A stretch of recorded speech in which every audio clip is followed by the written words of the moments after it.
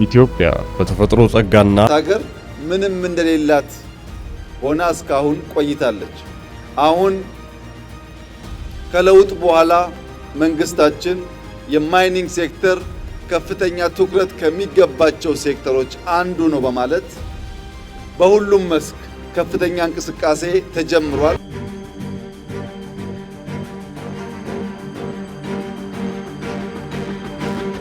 የኢትዮጵያ ምድር በረከቷን እየቸረች ነው። የመደመር መንግስት ዘርፉን መምራት ከጀመረ ወዲህ የማዕድን ሀብቶቻችን የዓለም ገበያን በስፋት እየተቀላቀሉ ይገኛል።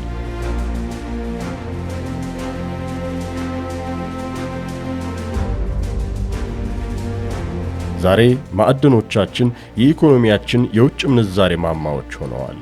ለአብነት ባለፉት 8 ወራት ብቻ ከማዕድን ኤክስፖርት 3.59 ቢሊዮን ዶላር ገቢ ተገኝቷል። ይህም የዕቅዱን 148.9 በመቶ ያሳካ አስደናቂ ውጤት ነው።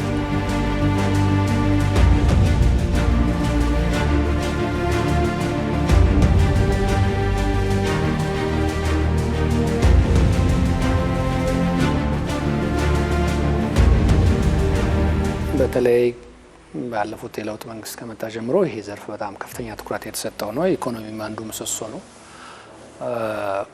አይ ቲንክ በጣም ትክክለኛ ውሳኔ ነው ይሄ ውሳኔ በመወሰኑ። ምክንያቱም አሁን ላይ አገኘን ብለን ውጤት ምንላቸው ውጤቶች ሁሉ ያ ትኩረት ባይሰጠው ላይመጡ ይችላሉ። የባለፈውን 7 ወራት ብቻ ብናይ ለምሳሌ ኤክስፖርታችን በተመሳሳይ ጊዜ አምና ከነበረው በ27 በመቶ አድጓል። በገንዘብ ደግሞ ስናየው ከ88 በመቶ በላይ አድጓል። ከአምና ተመሳሳይ ጊዜ ከ3 ቢሊዮን የአሜሪካ ዶላር በላይ ነው። ይሄ ኢትዮጵያ ከሁሉም ኤክስፖርት ስታገኘው የነበረ ነው። በቅርቡ እንደምታውቁት ቡናንም፣ ጥራጥሬንም፣ የቁም እንስሳትንም ልከን ስናገኝ የነበረው ነው እና የማዕድን እንግዲህ ሲግኒፊካንሱ ይሄ ነው። ያጣነውም ይሄ ነው። ለምሳሌ ወርቅ እንውሰድ። ወርቅ በ2012 ኢትዮጵያ ኤክስፖርት ያደረገችው 28 ሚሊዮን ዶላር ነው። 28 ባለፈው ዓመት ኤክስፖርት ያደረገችው 3 ቢሊዮን ዶላር። በጥቂት ዓመታት ውስጥ ምን ያክል የማምረት አቅሙ እንዳደገ አስቡት። ጋዙም፣ ፈርቲላይዘሩም፣ ብረቱም ምናምን እየወጣ ሲሄድ ይሄ በልካል። ኢትዮጵያ መስታወት ካስጀመረች፣ ማዳበሪያ ካመረተች፣ ለትራንስፖርት ጋዝ ካወጣች፣ ኢነርጂ ካመረተች ጌታ ነች ማለት ነው። ጌቶች የምትባል ሀገር ለመሆኑን ያሳያል።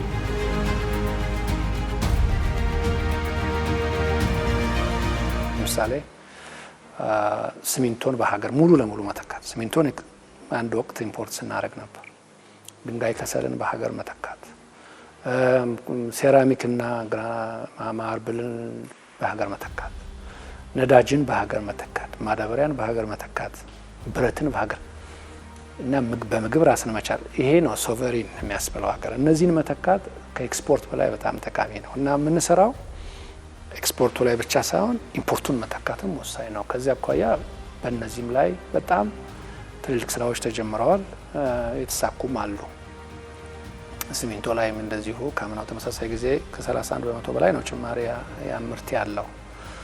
ድንጋይ ከሰል እንደተባለው ሙሉ በሙሉ በሀገር፣ ምክንያቱም ሲሚንቶ ፋብሪካዎች ከ300 ሚሊዮን ዶላር አውጥተን የምናጠቀመው የነበረው ነው። ሴራሚክስ በሀገር ሙሉ ለሙሉ እንችላለን። ከ2 ወር በኋላ ትልልቅ ፋብሪካዎች አሉ፣ አሁን እያለቁ ያሉ። ሄዳችሁ መጎብኘት ትችላላችሁ። ኢትዮጵያ ትልቁ ለኤክስፖርት የምታወጣው ሀብት አንደኛው ነዳጅ ነው፣ ሁለተኛው ማዳበሪያ ነው።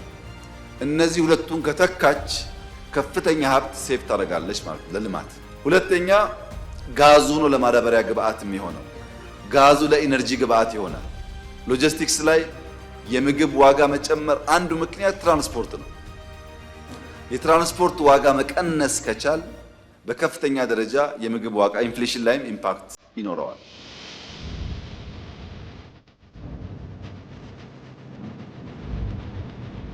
በማዕድን ዘርፉ ላይ አሁን ለሚታዩት ትልልቅ ለውጦች መንግስት ተግባራዊ ያደረገው የማክሮ ኢኮኖሚ ፖሊሲ ማሻሻያ እንደ ዋና ማስፈንጠሪያ ሆኖ አገልግሏል። ይህ የፖሊሲ ለውጥ ዘርፉን በማነቃቃት ለኢትዮጵያ ኢኮኖሚ እድገት ትልቅ አስተዋጽኦን አድርጓል።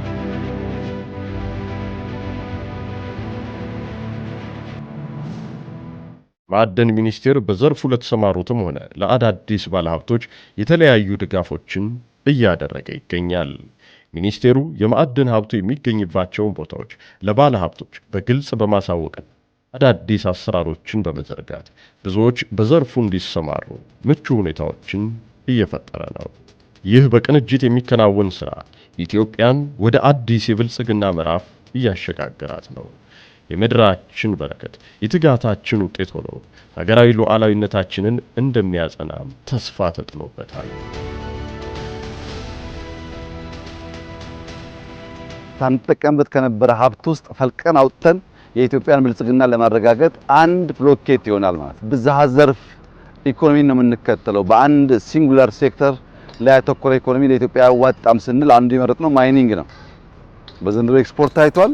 በሚቀጥለውም ዓመት በዛኛው ዓመት እየጨመረ ይሄዳል። ማይኒንግ በጣም በከፍተኛ ደረጃ መጠቀም ሲገባን የተውነው የጣልነው ሀብታችን አሁን እየወጣ ያለው